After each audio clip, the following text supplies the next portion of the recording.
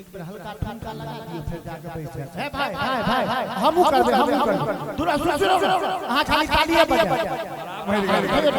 हां का हाथों में ताकत है। अरे मस्ती में तब भूले चाचा हो भंगा में झुमका की नलिया एक बार तालियां बजाओ मस्ती में दर भंगा में झुमका की नलिया मधुबनी में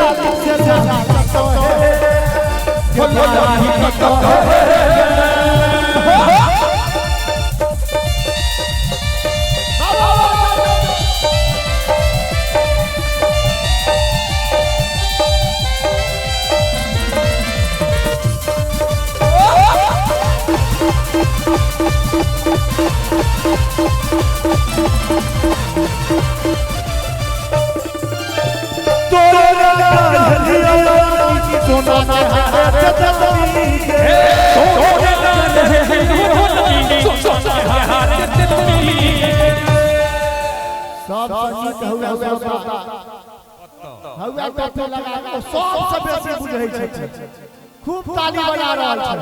कनी आगू यो आगू वाह आओ ना अयो भर घर सब तोरे नगर हलिए एतो हमरा हम आओ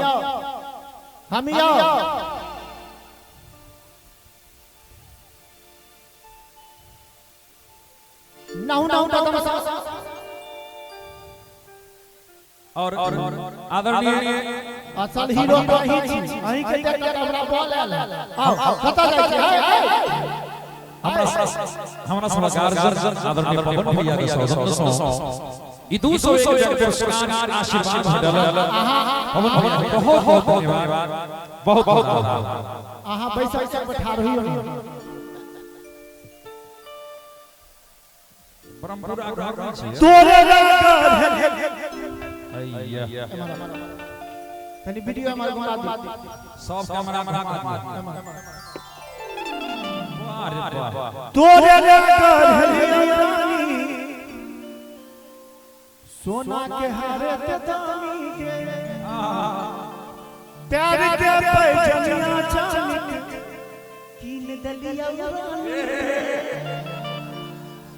कनी एक बार ताली बजा के सब बोल रहे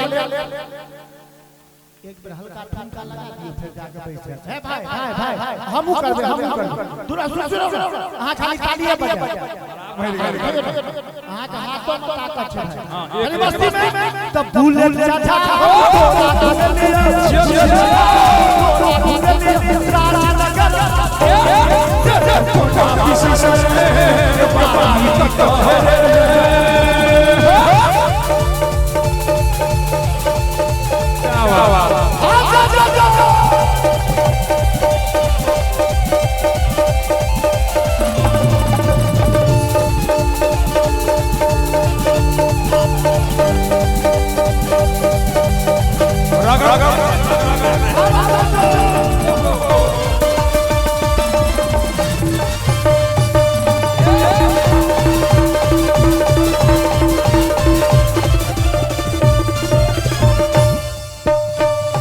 लेकिन हमारे भाई साहब आए छठी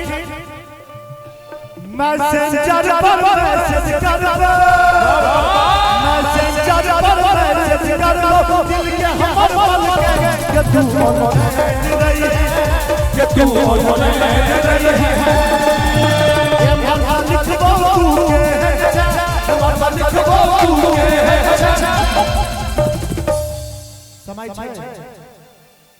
समय छै खत्म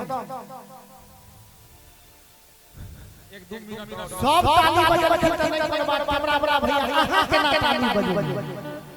कहां चारू आदमी कभी कभी हाथ दियो बजते आदमी कैमरा चलबै छै चारू आदमी हां ठीक हाथ एम हर से लिखबो तू के उम्हर से लिखी है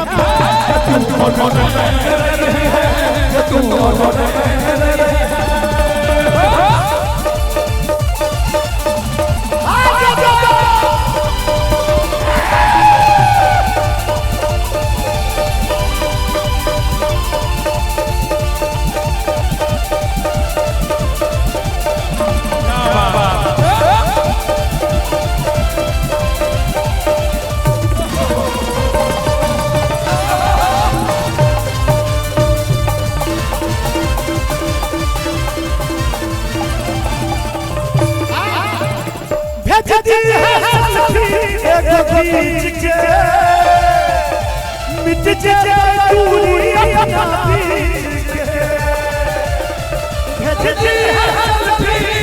खींच के मिट जाए दूरी अपना खींच के पाई दिए वापस सपन पाई दिए वापस सपन बच्चे करा के तू भाई साहब दरभंगा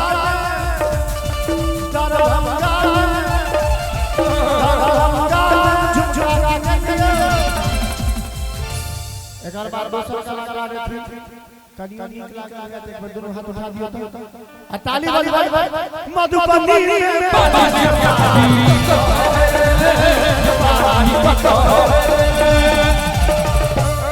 गोपाल का ढोलक ठाड़े रहियो हाथ बाबू के बारी का कहे रे